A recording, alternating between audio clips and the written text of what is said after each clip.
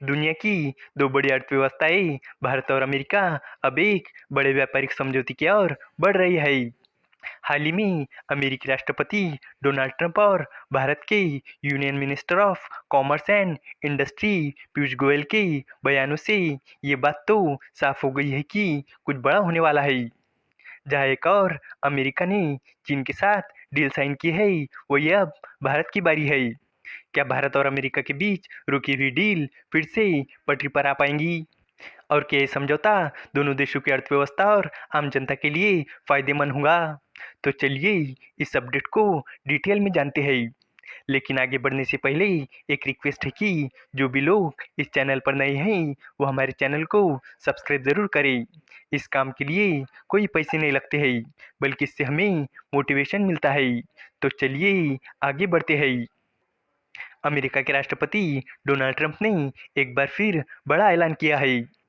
उन्होंने गुरुवार को कहा है कि अमेरिका ने चीन के साथ एक बड़ी ट्रेड डील साइन की है और भारत के साथ भी बड़े व्यापार समझौते का संकेत दिया है।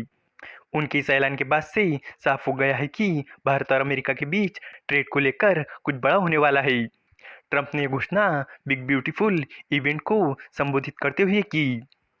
ये ऐलान अमेरिका ने तब किया है जब अमेरिका और भारत के बीच कुछ कारणों की वजह से डील रुक गई थी, क्योंकि अमेरिका अपने कुछ कृषि उत्पादों पर टैरिफ कम करने की मांग कर रहा था, लेकिन भारत को ये मंजूर नहीं था।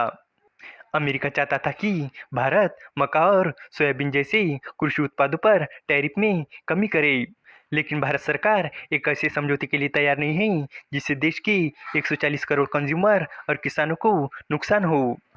साथ ही जेनेटिकली मॉडिफाइड फूड को लेकर भी कई तरह की चिंताएं जताई गई थी।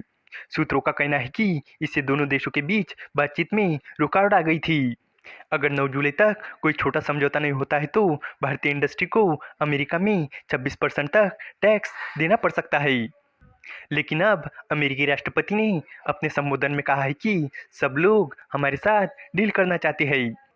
कुछ महीने पहले कुछ लोग कह रहे थे कि क्या कोई बड़ा देश हमारे साथ समझौता करेगा, लेकिन कल ही हमने चीन के साथ एक डील साइन की है।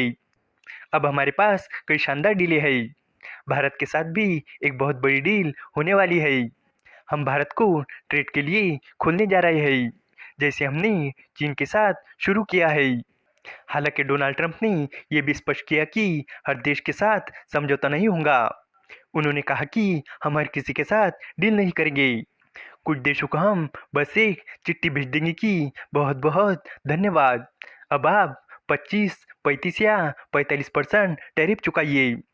यह आसान तरीका है, लेकिन मेरे लोग ऐसा नहीं चाहते।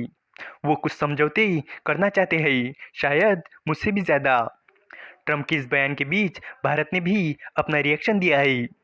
इस महीने की शुरुआत में भारत के union minister of commerce and industry Piyush Goyal ने साफ किया था कि भारत और अमेरिका एक बायलैटरल व्यापार समझौते पर बातचीत कर रहे हैं।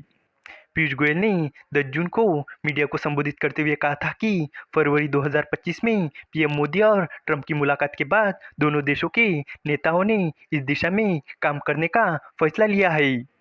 पीयूष गोयल ने कहा है कि हम एक ऐसा समझौता करना चाहते हैं जो दोनों देशों के लिए बराबरी का हो, सही हो और दोनों देशों के लिए फायदेमंद हो। ये समझौता दोनों देशों की इकोनॉमी, बिजनेसमैन और आम लोगों के लिए फायदेमंद होगा।